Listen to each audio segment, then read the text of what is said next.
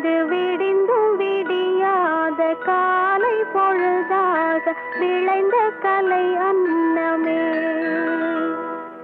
நதியில் விளையாடி கொடியில் தலை சீவி நடந்த இளம் தென்றலே.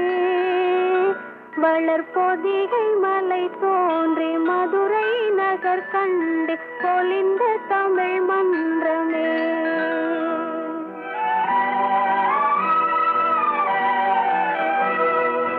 மலர்ந்து மலராத பாதி மலர் போல வளரும் விழி வண்ணமே. வந்து விடிந்தும் விடியாத காலை பொழுதாக விளைந்த கலை அன்னமே.